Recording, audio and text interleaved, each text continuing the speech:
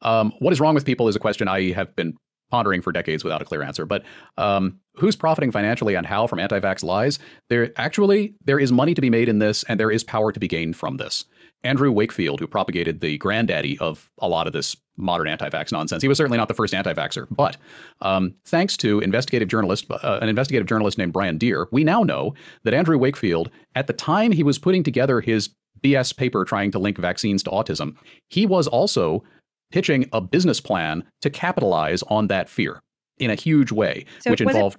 Was part of it that he was trying to destabilize the trivalent vaccine because he was going to help someone who was trying to make a monovalent? That was part of it. Yeah. And he was also working with attorneys in the UK to set up to sue vaccine manufacturers.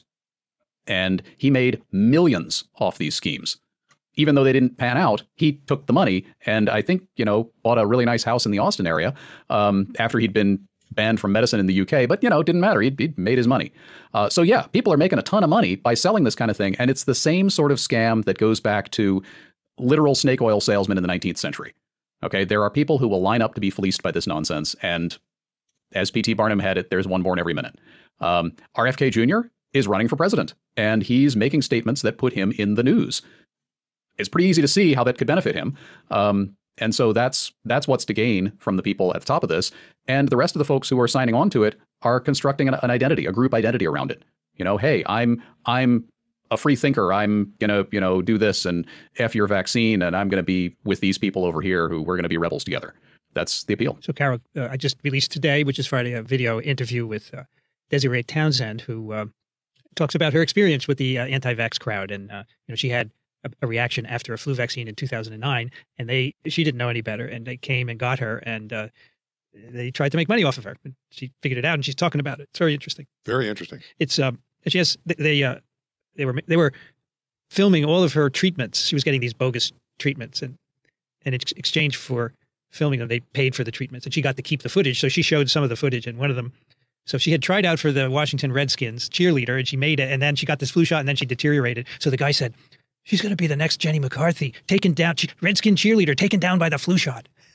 I'll be very interested to see that. This guy says it on the video. It's very funny. I actually remember when she went viral on Facebook initially with this. And I said, why did you do all this? She said, I was 25. I didn't know anything. And these people were all telling me it's the vaccine. And then she got hooked up with these doctors. And she said, the one guy kept saying, it's the mercury. It's the mercury. But those, which hasn't been in vaccines for years. Yeah, our experience is that those sorts of personal stories are really powerful in communicating whatever it is you want to communicate. And I'm reminded that it's Dan Wilson, right? Yeah, Dan Wilson. Yes. Yep. In that first episode where we interviewed him, he revealed that he had been a conspiracy theorist. Yeah, that's right. In his youth, and then saw the light. Yep. And it wasn't a flash of brilliance all of a sudden. He had to work his way out of the cave to the light. So finding the truth takes work. Yeah. All right.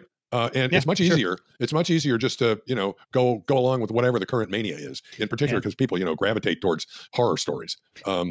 So that's part of what's wrong with people. It's hard.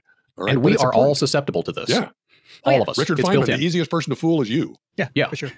The thing is, she recognized at some point that these guys are all in it for the money. They're talking about how much money they're going to make from her. And then she says she got nothing, right? And then she realized it was all a scam. So I said, why are you speaking out now? It's a long time afterwards. She said, I want to take him down. So Vincent, what, I mean, you got so many podcasts now. It's TWIV. It's just a TWIV special I released today. Okay, TWIV special. Okay, yeah, cool. I talked to her on, Tuesday, and I just put it out. And she said, before I talk to the press, I want to give it to TWIV. I love TWIV. I've been listening to TWIV for years. Oh, good for her. Oh, awesome. Yay. And I want to Thank give you guys, before I talk to everybody else. So we did a chat, and it was good. I've spliced in some of these videos where they talk about her as the next Jenny McCarthy. It's quite interesting. Cool. Great. Excellent. Yeah, that's dropped. It's available It's now? dropped. You can go see it. Yep. Okay, Cool.